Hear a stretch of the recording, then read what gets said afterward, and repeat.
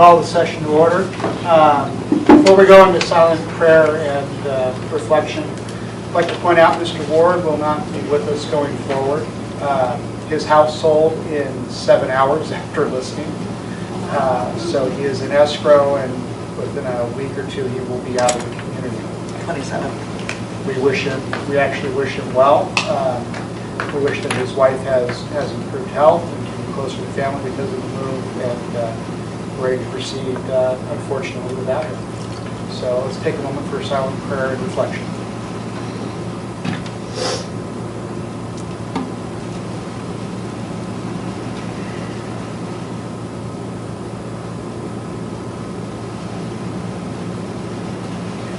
Jerry, if you call the roll. Pat Burney, Here. Kathy Cox, Here. Nicole Cohen, Here. John Masden, Here. Please join me in the pledge.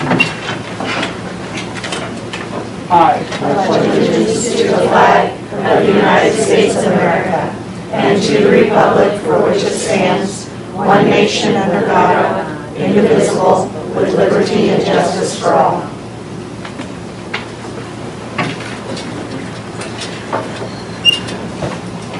I'll entertain a motion to review and accept the agenda. I'll make a motion we review and accept the agenda.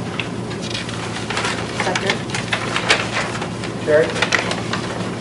Pat Burney, Yes. Kathy Cox, Yes. Nicole Cohen, Yes. John Masden. Yes. Case Superintendent Sire, you're on. Thank you. I'd like to go through the agenda, starting with the consent calendar. Item 4.11 is the minutes from our regular session, our special session and executive session on May 24th, which was our Director of Personnel appointment, and our work session on May 1st of 2018. If the board has any questions on those minutes. Corrections?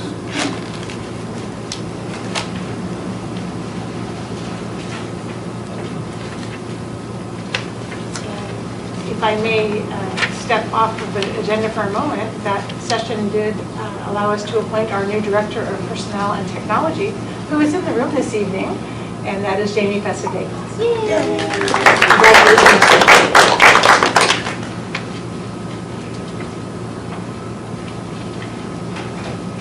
.1.2 is modification of the agenda. 4.1.3 is our personnel report.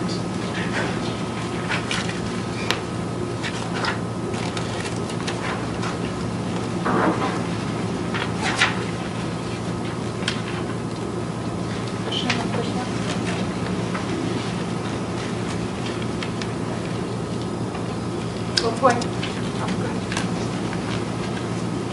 4.1.4 is our gifts and donations. Not for this coming meeting, but at some point, can we maybe agendize speaking about the donors choose and the Your Cause and all the different ways that I think it would be good to have more discussion on that.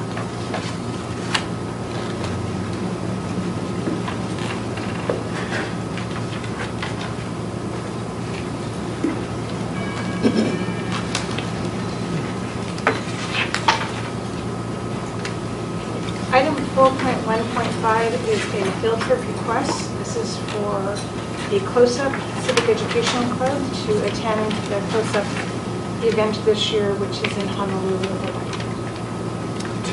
Tough gig. Question? Well, I'm not sure why it's in the consent agenda. Why we wouldn't discuss this as an action item since they're missing 5 days of school. I think just because typically our student trips have always been in the consent agenda. I just don't recall any one of them that missed that much school. So, We can pull it and talk about it. I did get some information about the trips. okay, good.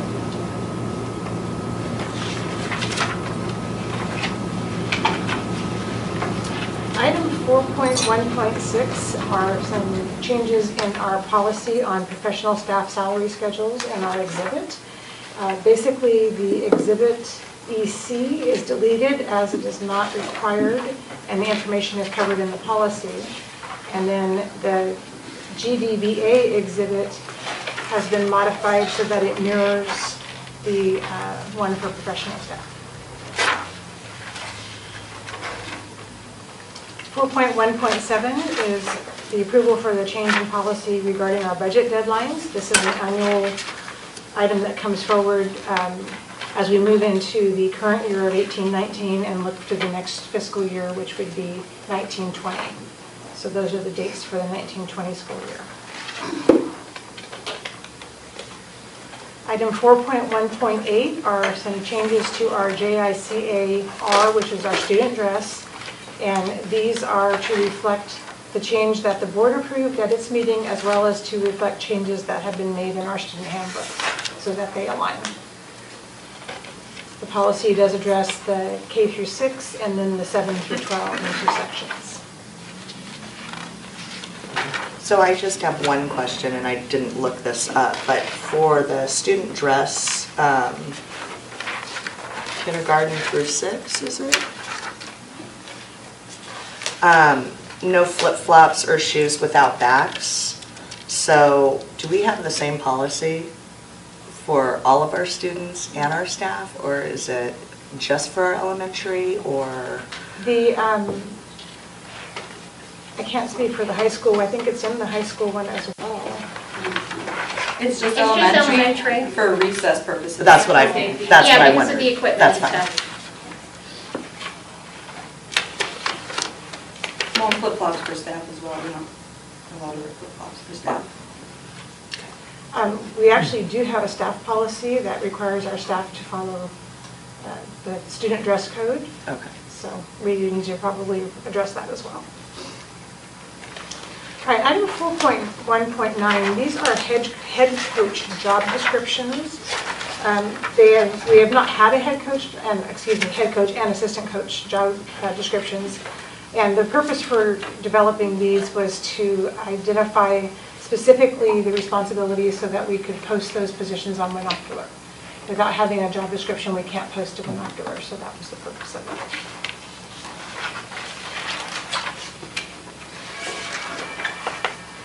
And then 4.2, should you want to pull any items from the agenda for separate vote, we can do that. Item 5.1 under old business, this is the item to replace our vacant board seat for Mr. Ward. That item is on the agenda for the meeting. Any questions on that? Have we had people submit interest? We haven't advertised it, and this is just discussion and possible action. Sure. I've got 1 or 2 people I know of that may be interested. It really begs the question, though, with the short run-up, is it valuable to see? And that really, to me, I think it can be valuable, but I don't know for any other reason other than to potentially break a tie vote on the board. It may actually be more beneficial to us to run short staff to the election and then seat quickly. Seat early as soon as the election's done? For that one seat. Right. That one seat we can have seated for the November board meeting if everything lines up correctly on it. That would be certainly the board discussion, and we do have to, once the board identifies and votes on a candidate, then we have to go to the county superintendent for approval, which is pretty much predetermined if we recommend Right, it. because he doesn't want to, Yeah. he wants to do whatever we want to do. Okay.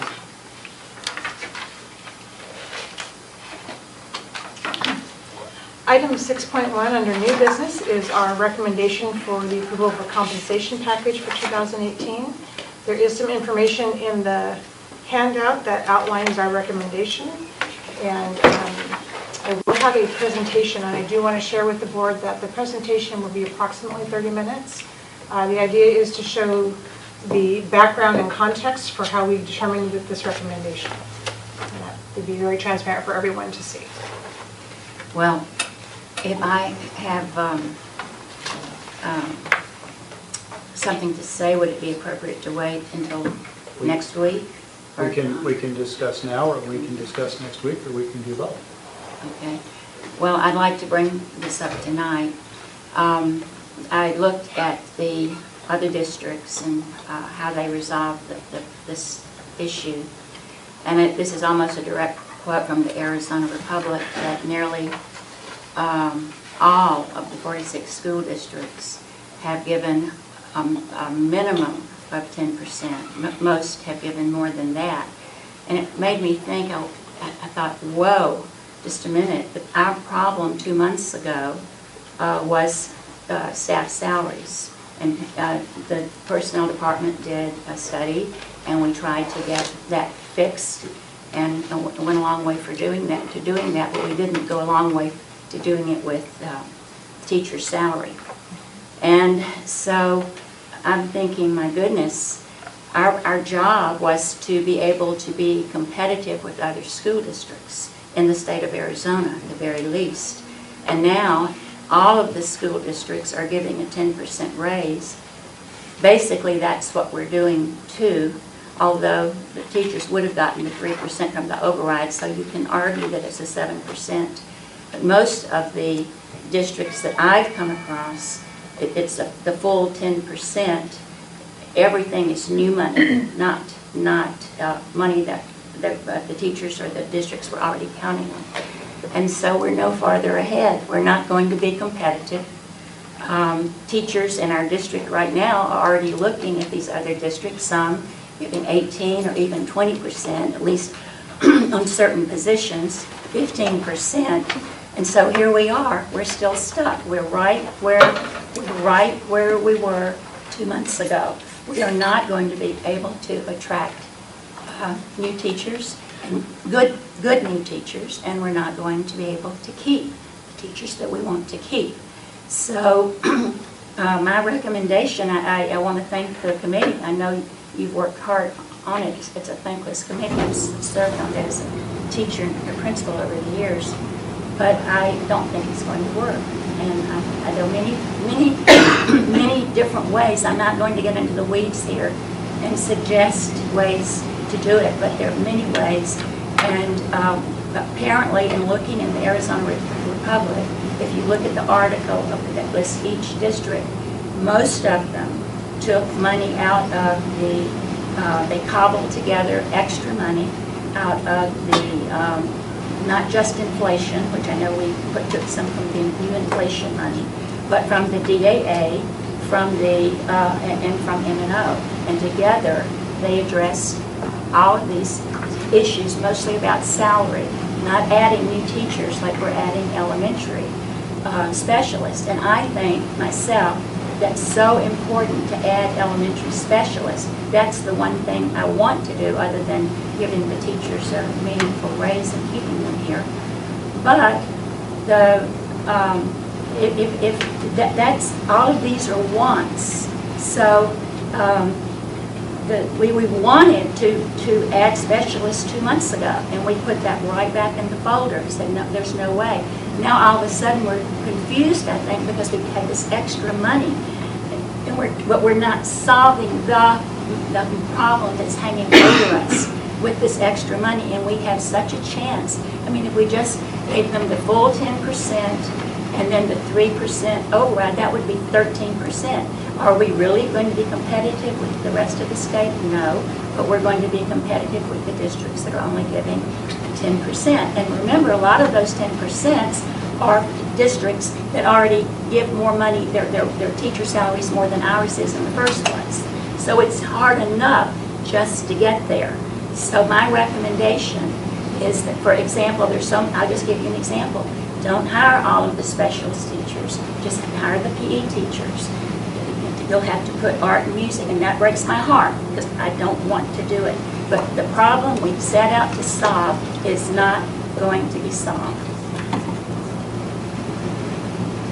I'm going to respectfully disagree with you on it. First and foremost, M&O is one big pot of money. When we pass an override, we're putting more money in the pot. We're not segregating that money out. I can make the same argument that we're giving the teachers a 10% raise across the board, and we're using the money from M&O based on that to give the classified staff a raise. Everybody else can pay whatever they want.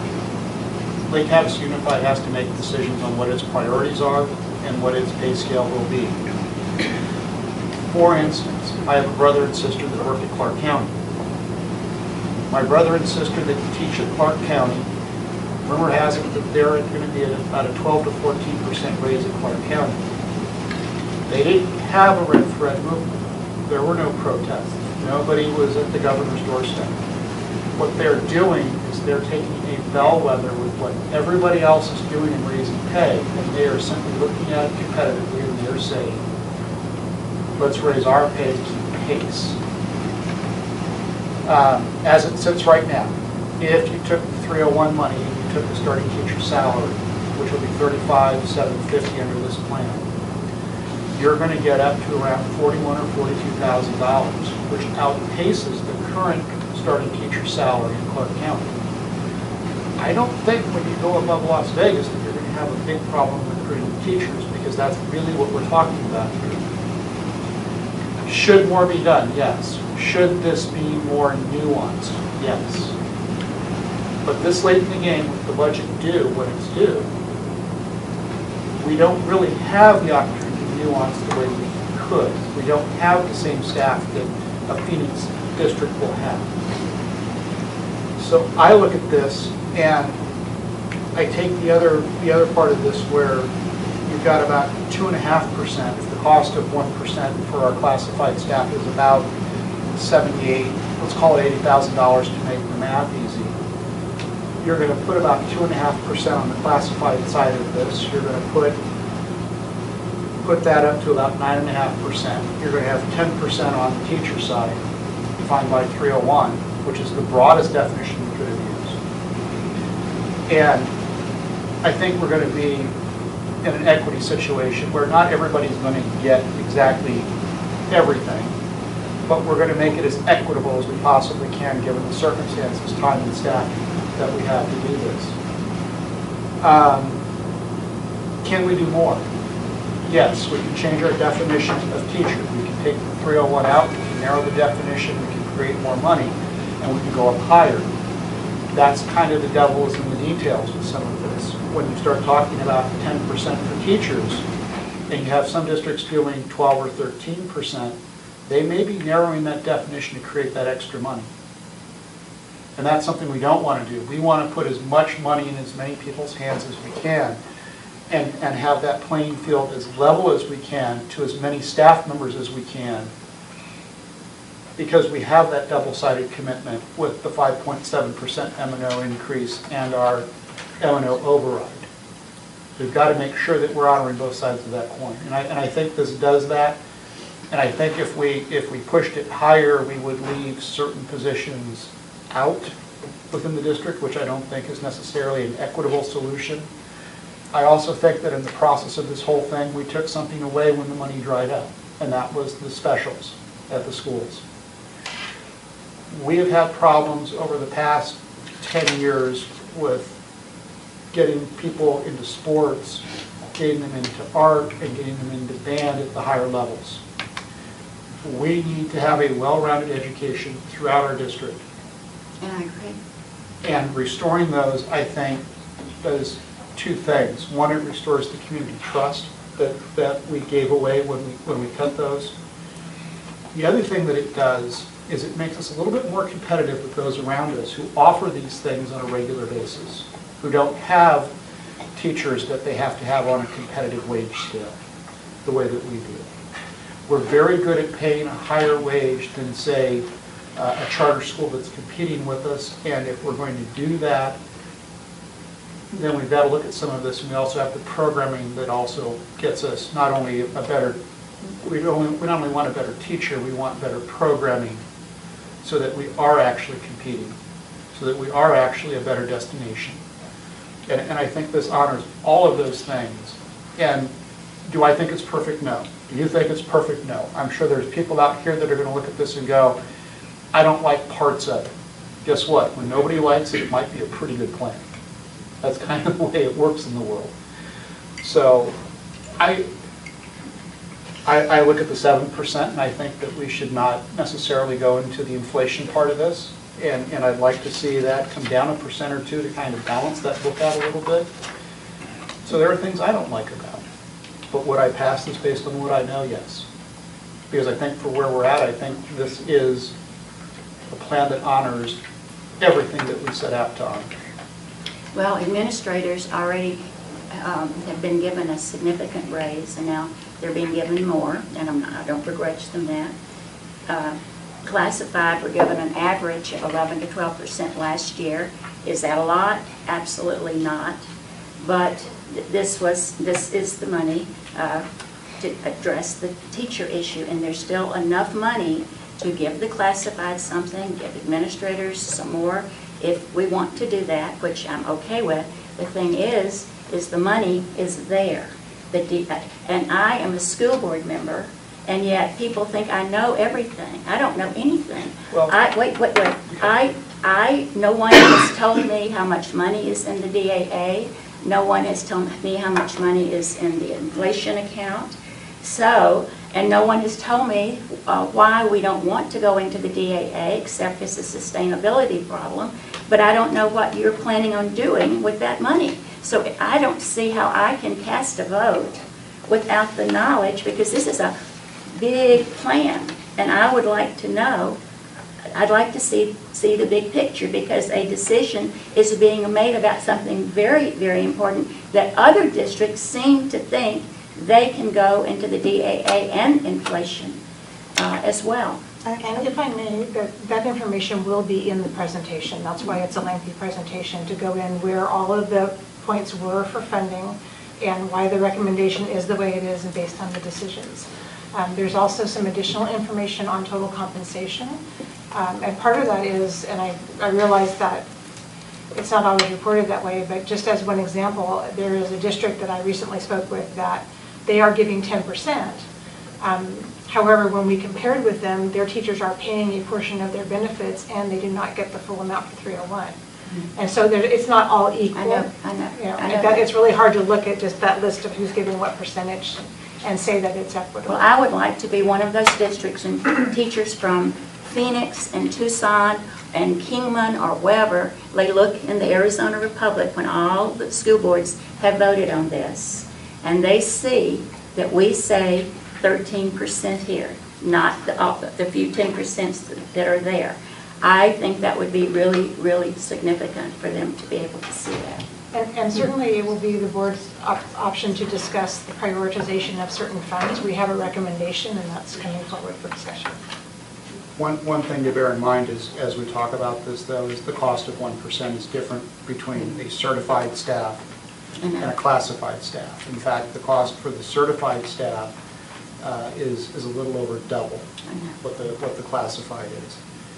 And so when you start talking about that shift, you're talking about a much bigger shift than I think people realize on a percentage. It's not just a 1% transfers over. It's 1% for classified is 0.5% for certified. And so you've got to be mindful of that as you start to talk.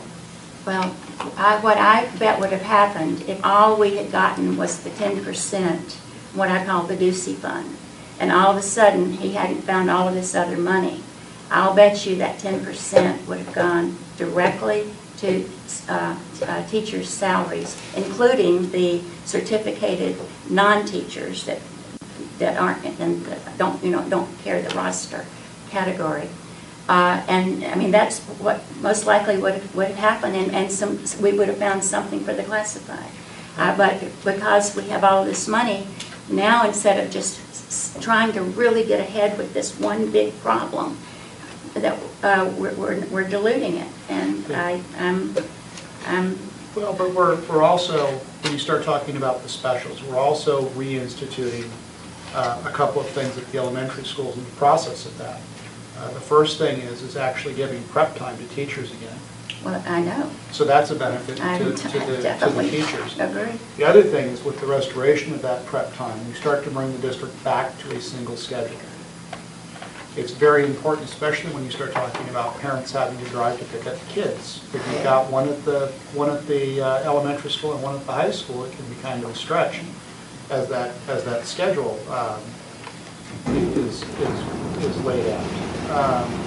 So getting the district back on a single schedule will help parents. All for that, but I'm still saying the money is there in all of these funds. Most of the other districts have used all of the funds. We are not. All the things that you want addressed could be addressed because the money is there. But our teachers are getting a 10% raise. But they're actually getting a 7% raise because they've gotten the 3% from the override anyway. So if they get the 10% raise plus the 3% raise, they're getting 13%. You realize in the way that this is constructed, it might actually make the override things more sustainable over time? That's another thing about the override. When the voter sees that we got all of this money and that we could put it on something we keep telling them we don't pay enough to our teachers, and then they say, well, you got all this money and you had a chance to do it, I'm afraid we're going to be muddying the water for the voters because they don't like that kind of thing. But it says here that it's a 10% raise this year for 301 staff, I know. and a 7% raise for the remaining staff. And it's all one big M&O pot that we simply raised 15% of the override. We've got the money to do it. It's just the will to do it.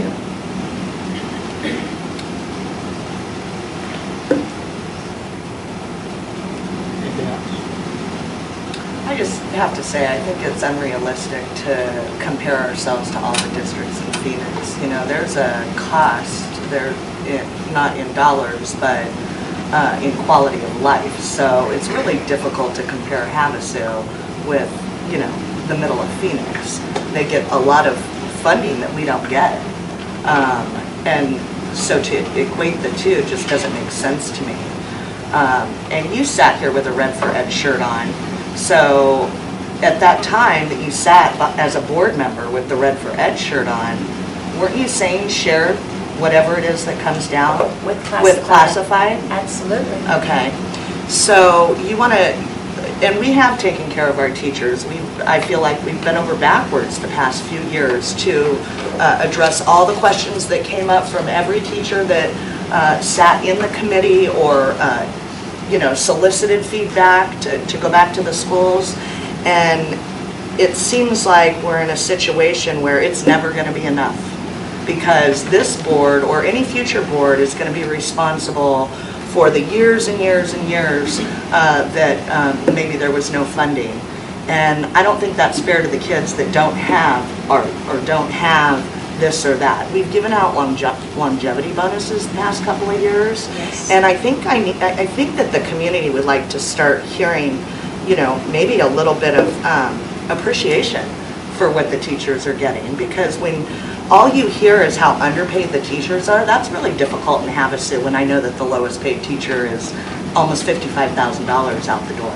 That's a hard pill to swallow, because I'll tell you, nobody in Havasu is making $55,000 unless they are a professional, meaning a doctor, a lawyer, some sort of professional, or a business owner. So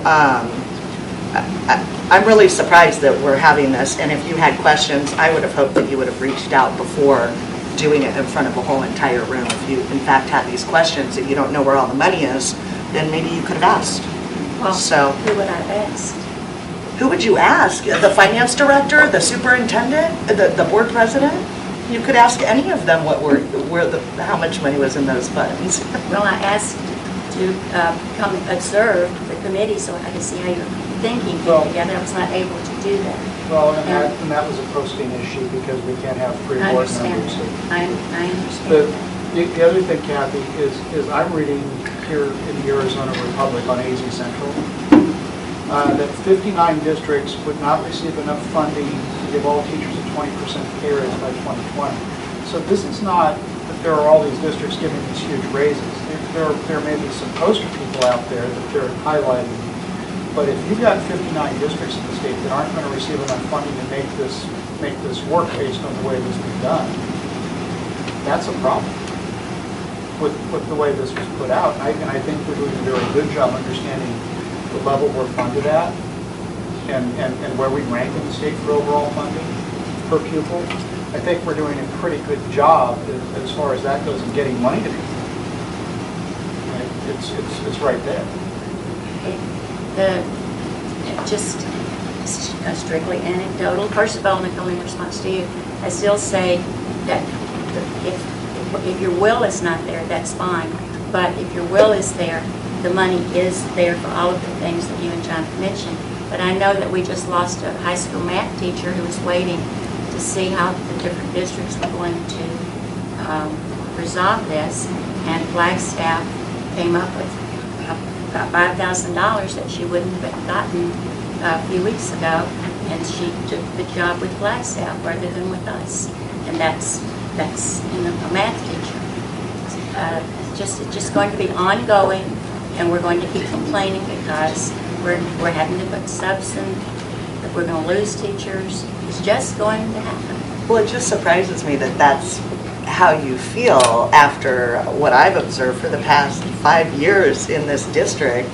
It seems like we're worse off now than we were then, and it's like there's never going to be any satisfaction. Every board packet has openings from teachers who have resigned. Yes, there's a crisis nationwide where people don't want to be teachers. Guess what? That's why. That's another thing. That's another reason Right. they don't want to be teachers, because they don't get paid Well, but to do what they do. Okay, I guess that's where we're just going to have to agree to disagree. I feel like that our teachers are being paid, and I think that they've done well over the past couple of years. While they might not be where they want to be, they're a lot better off than a lot of people with college degrees. So. I will tell you this. I lost an employee out of my company in the district. They will start for Lake Havasu Unified School District on July 2nd. They are going to be hired as a computer technician. And I have one of the higher labor rates in town. I pay based on what labor rate I can develop in the community. I have a market condition. The district was able to pay significantly higher. The district was able to provide deeper and better benefits, including paying for 60% of his wife and kids. Vacation, sick time. Well, I have the vacation and the sick. It's a little better with the district. Ultimately, by the time the district got the package put together, he increased his pay by close to 70%. How do I, as a private employer in a market where I've got a labor rate limit that I can go to, how do I start to compete with the district and its poorly paid employees? I mean, if we really want to talk about this, Kathy, I can't hold on to an employee versus the district because I can't develop the revenue. I would have to charge outbound to my customers $150 an hour. This community will not support that. There is not the revenue in this community to do that. And of course, this is a specialized training, This is a computer technician that will be working at the high school. which is specialized. Basic entry-level position in my field. Well, He was in a specialized position with me. He's in an entry-level position with the district. I, as an employer, find it very hard to believe that we live in a community where I can't pay people what a government agency pays people to do the same work, and that my tax dollars are being used to pay somebody inordinately more than what the prevailing wages for the city of Lake Havasu for the same position. well, of course, that's one position. We can go out and we can start looking at it. Well, I'm talking But- about teachers. Well, and that's the thing, is there are offsets to anything in life. I live in Lake Havasu because it's a comfortable, smaller community. I have children. It works out well for me. I've made choices based on Lake Havasu's location. I've made choices based on a lot of things. I could move to a bigger city. I could make a lot more money, working for a variety of companies with my background. problem is that when you live in a smaller community, your pay is not going to be what it is in a big city. There's an offset. And that offset is sometimes 10,000, 20,000. It happens in all walks of life. And if we're trying to pay big city wages in a small community, you're going to create some level of imbalance. Now, we're talking about overall outside market forces. And does that mean I don't believe teachers deserve more? I do. I believe that we should put as much money into a teacher's paycheck as we can. But we have to have a program. We have to also have all the people that support them. We have to make sure that they have appropriate planning time. We have to have all these calculus things in there.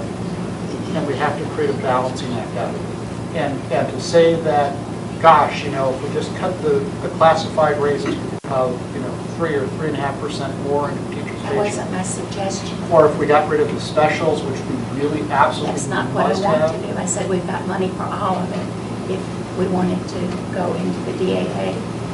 More And the inflation, problem whatever we've with got the money. DAA is you've got these books lined up back here. That's just one That's- textbook of adoption. Right, And, but we need more. well, we've gotten along for years with that more. The one problem we've had is getting teachers caught up, teacher pay. That just doesn't matter whether I but- think it's too much or that they're making too much. But Attracting when we don't teachers. do things like that over time, what does that cost our community? I agree, and we can do that, but this was the problem. This was the problem, and we have a big opportunity right now to make a little bounce, not a little, but just to be out there a little bit. We have a big opportunity to do it, and we don't want to do it. I will again respectfully disagree with you. I think making sure that our resource material not only aligns with our curriculum, but is the same, as close to the same as we can get it district-wide, is a benefit to our students, and that's why we're here. And I think taking DA money that can be used for that and a variety of other things that are necessary to the running of the school district, I think I've got a problem with that. We're I only think- going to adopt one series a year. I didn't think that the DAA came out of, the English series was coming out of the, it was already, It's not, but as you commit funds out of DAA, those funds disappear permanently into M&O. You cannot simply put them back. Once you commit to a pay schedule, you don't roll it back. You've well, committed to a pay schedule. I understand that too. And But- so, when we get to a point where we have to balance what we're spending out of DAA, and we have a textbook adoption that we need to do, that's something that we must do, and the money's not available because we've committed it other places, now we've got to sit there and we've got to say, whoops, Well, we're doing Or textbook what- adoption, and you just or- said it's not coming out of DAA. or what happens when the state takes DAA back and gives it some? But we need curriculum and we need adoptions at every single grade level. Well, we never do it all in 1 year, or we ever Well, do more than one in 1 year. we've got an exacerbated problem there, Yes. and I think that we need to start looking at stuff like that. Well, that's fine, well, let's do that. But what happens in the future, what's always happened, when an override hasn't passed, then through attrition, we increase class sizes. And that's how we solve the sustainability problem. That's how we've done it over the years. What's our average class size? The average class size is about 25 district-wide. That is, let me rephrase that. It's 25 at the elementary schools. That doesn't mean every class is 25, that is the average. I know. It's a little bit higher at the middle school and high school. So we're not necessarily too far off the mark on average class size. I understand that you'll have certain points in there where that class size spikes. You'll have a big kindergarten over here, a smaller one over here. I get that. But I think taken as a whole, I don't think that we've spiked the class sizes going too large. They have been. Right, but at this point, we're fairly well set. It's a good time to do this. It's a good time to spend that DAA money. And I understand there's more coming, even more next year. course, I don't know. Well, this is also part of the reason we floated a bond. We didn't have the DAA money to keep up on the air conditioners and things like that, and why we keep signing contracts to the school facilities board. It's a prioritization issue. I see the prioritization a little differently than what you do. Well, 2 months ago, it was attracting teachers and keeping them. No doubt about it. Couldn't discuss anything else. And all of a sudden, it's just not as important as it was. I see 10% on the books. I respectfully disagree. Once again, I think we're going to make a recommendation, provide a whole lot of background. It would be up to the board to discuss just that. What do you want to prioritize? You certainly have the option of the board to modify the recommendation and adopt whatever you all see in it. But this is our staff recommendation.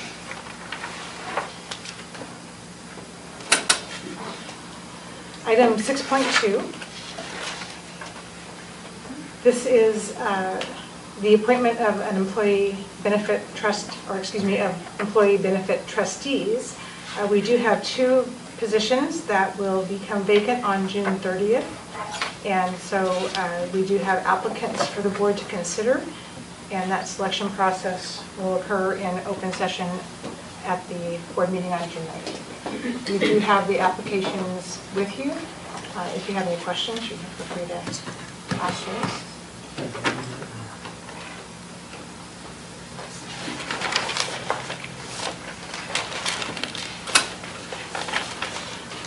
Item 6.3 is approval of the elementary school student handbook for 2018-19. That was sent to the board as an electronic copy, and there was an error in there that was corrected. I think you'll agree that it looks very different from what it has looked like in the past. Looks good. Item 6.4 is the approval of the intergovernmental agreement between Lake Havasu and the Yavapai County Office of Education for consulting services for our E-rate.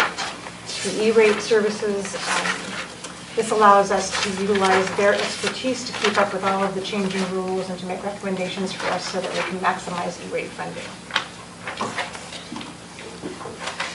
I only had one question really on that, on the actual contract.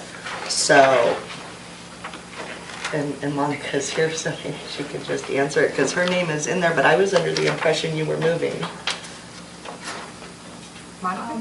Monica's name is in the contract. No? Where's she moving to? I thought she... No, we'll be transitioning into a different role. That's what I meant. That's what I meant. So it wouldn't be Monica in here. Well, she's not moving to another role next year. It's a little bit down the way. Okay. Yeah, So it's a I little down the road. misunderstood. Okay, all right. But even still, Threw me would for a it loop. still be, so even if she's still in the position, would it still be, wouldn't it be your name that Well, would be there? she's the Okay. direct contact with Okay. the people Okay. in this group. All right. Obviously, everything comes through Sean and I, but she's Okay. the direct contact. I just want to make sure, not just for this one, but Right. any of these, it's going to Right. the actual director. They have knowledge of these. Right. Okay. No offense.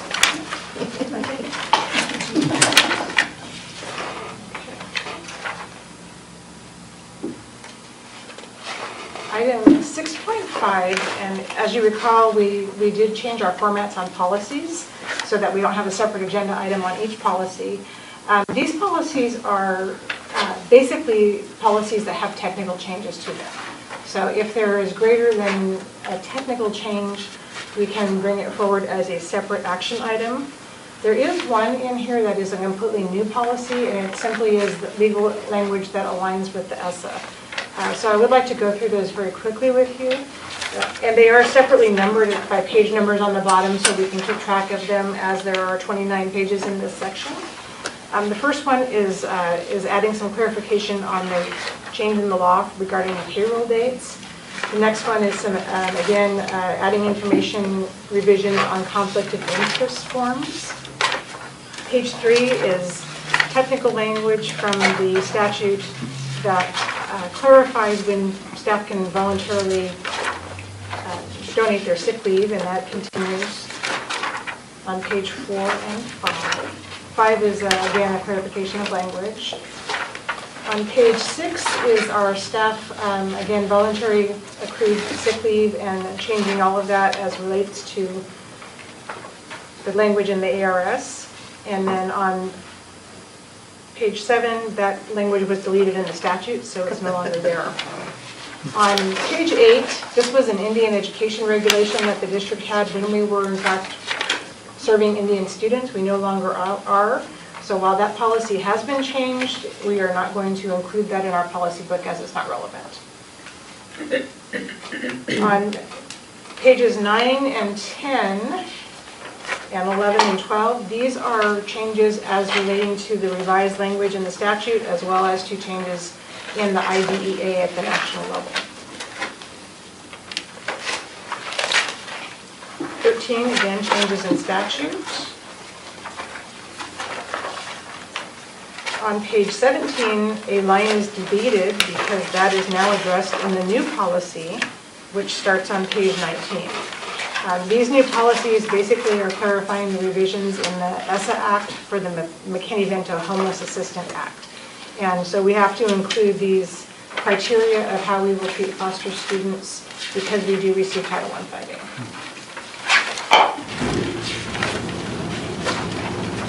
On page 27, there are changes in the student discipline policy. We are deleting the information about corporal punishment as we do not use corporal punishment.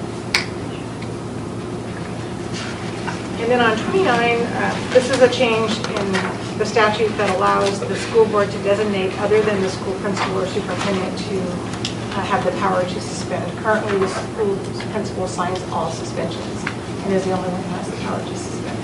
So that would be, if we choose to do that in the future, the board would have to authorize that.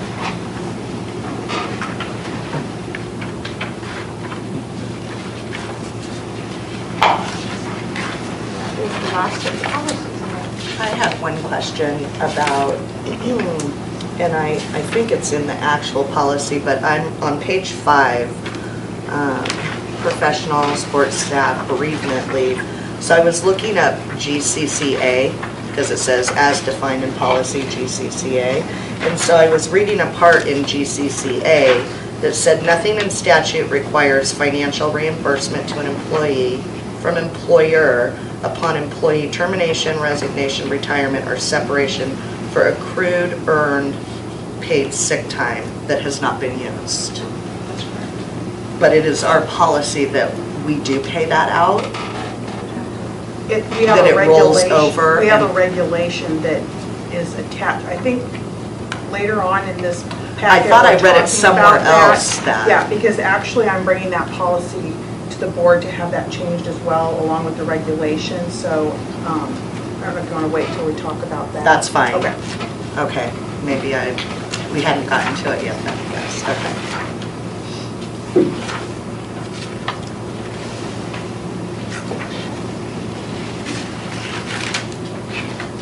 Item 6.6 are our annual approval of resolutions for the fiscal year.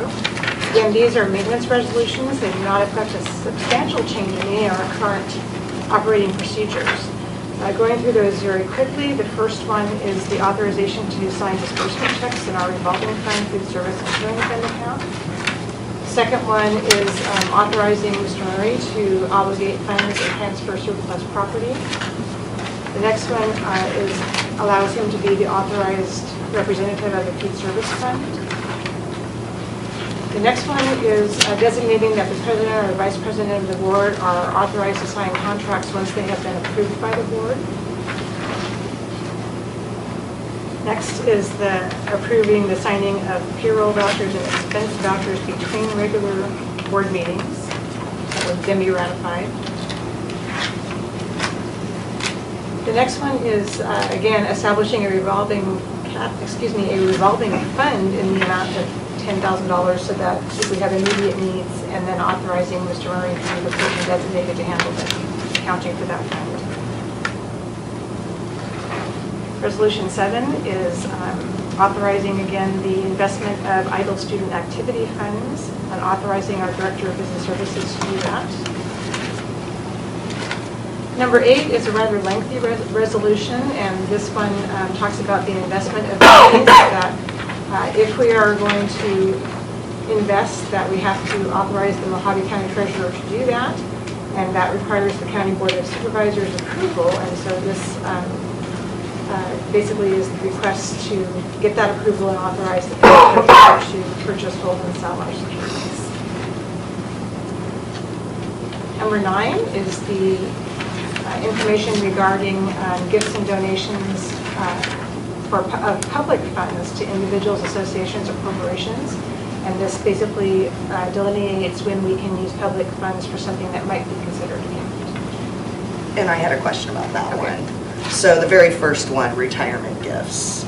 So are we using tax dollars to purchase retirement gifts for people, or is that for plaques or? Yeah, that's, for example, the gifts that we give out to our retirees at the end of the year. Okay, Yeah. okay.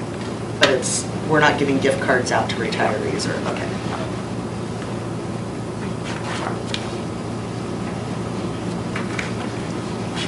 All right, the next one is number 10, and this one is the authorized signatories on legal documents, which are approved or ratified by the board.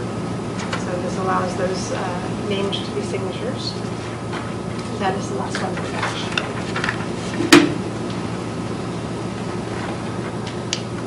Item 6.7 is a request to delete a tax credit club. This is the Biggs Club, which is no longer supported by our agency, nor does it exist any longer at the high school.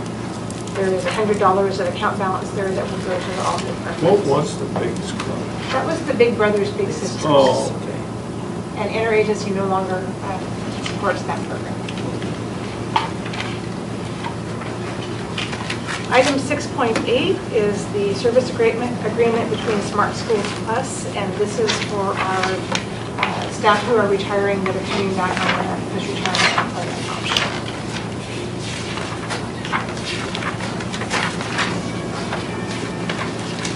Item 6.9 is the contract for Educational Services, Inc., which is ESI, our subsource program for 18-19.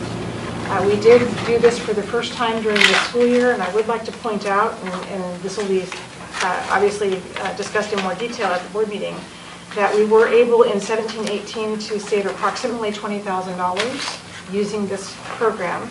In addition, we did not have any of the liability that went with the Affordable Care Act and the tracking of sick leave for substitute employees. So that saved us hours and hours of time as well.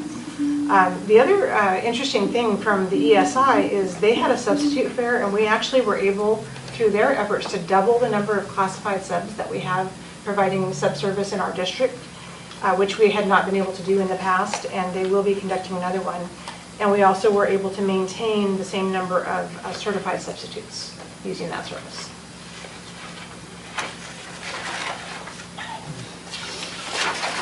Item 6.10, this will be pending the approval of the proposal coming forward for the budget, is a request to revise our calendars for 2018-19, 19-20, and 2021. If we are able to now provide the planning time by hiring specials teachers at the elementary level, we are recommending that we revise the calendar to reflect common release days for K through 12 that would eliminate the weekly release days at the elementary school, early release days. There is one additional request in this calendar for 18-19, which we would like to approve if the other is not approved, and that is the change of the district-wide early release day from September 20th of 18 to September 27th of 18. This would allow us to accommodate our 10th graders' participation in the Rachel's Challenge event, which is every day that week.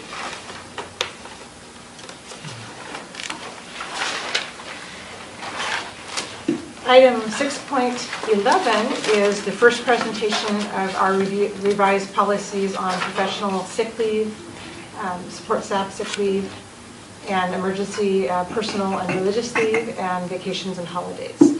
And so these are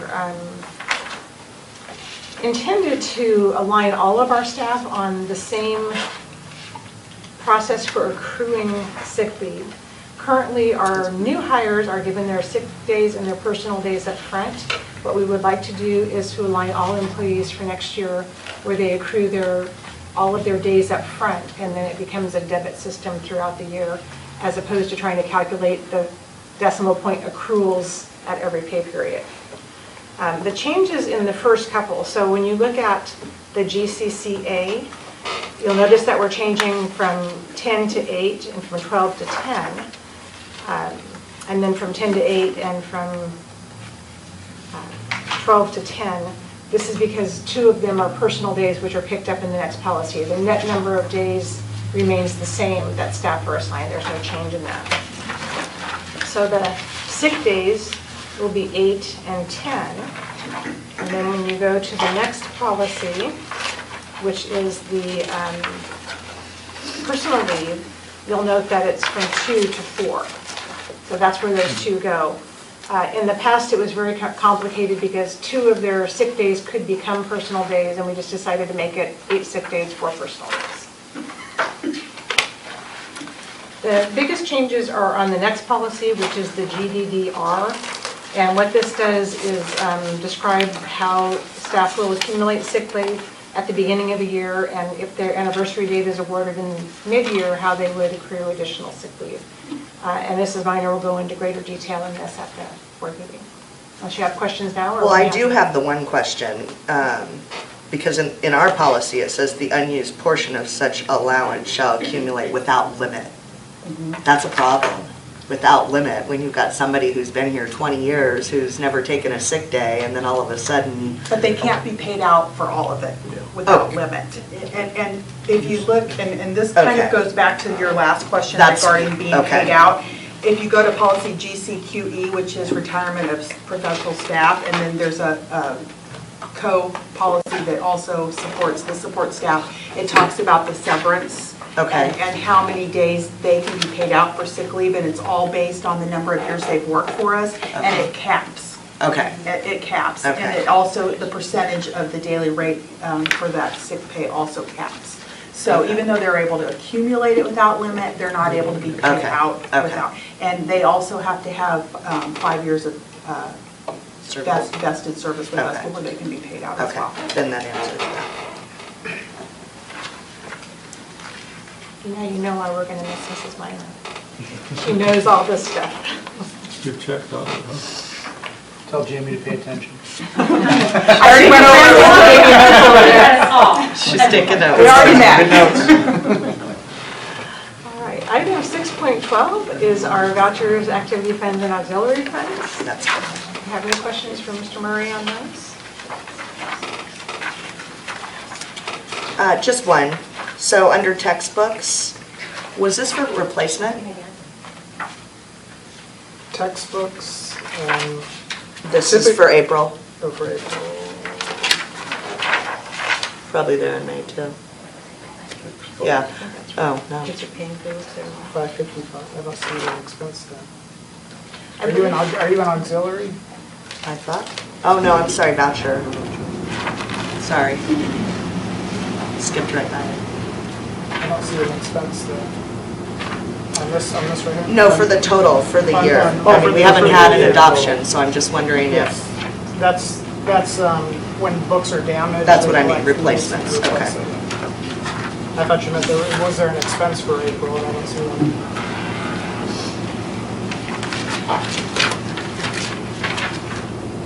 And then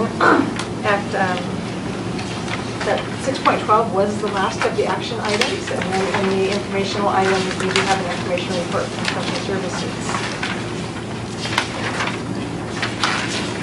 Any questions?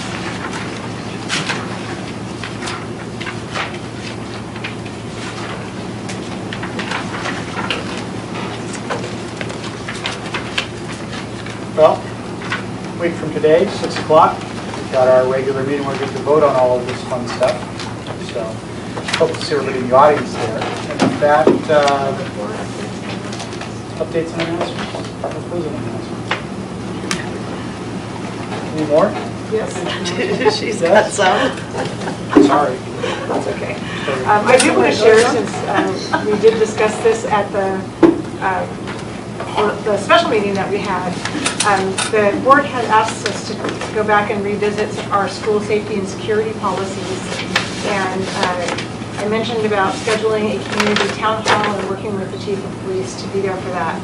So we have tentatively set a date of Wednesday, July 25th. The chief is available, and we have reserved the Performing Arts Center. That would be at 6 o'clock. We would like to advertise for that. That is the week that new teachers are back, and most of our community are back in town since most of the practices and things start that week.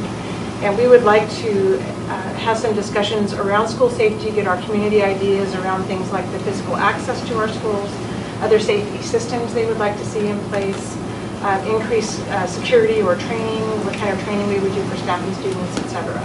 So that would be the topic, and we hope to be able to get a large response from our community because of all the school safety concerns that have been prevalent in our schools, unfortunately. That was what I wanted to share, and let the board know that we would like to get that on the calendar. July 25th. It's 6 July p.m. 25th, it's a Wednesday evening at 6 o'clock, yes. And then the last thing that I would like to ask for, just for the board to consider, we do, and it stood out this year at our high school scholarship presentation, that we have an administrative fellowship for a whopping $680 that we give our high school senior. And we have all of our administrators contribute $40 for that, and the directors contribute $50 for that to give that amount. And so we wanted to plant the seed on whether the board would like to participate in that for next year and contribute and have it become a board of administrative scholarship. And our directors, we believe that we're going to kick in enough to get it up to $1,000. Thank you, Mr. Massey. You're welcome. You're welcome. With that, I will entertain a motion to adjourn. Make a motion. Second. Kathy Cox? Yes. Nicole Cohen? No. Pat Bruce? Yes. John Manston? You recorded that no vote, right? Yes, I did. Yes. Thank you. We are adjourned.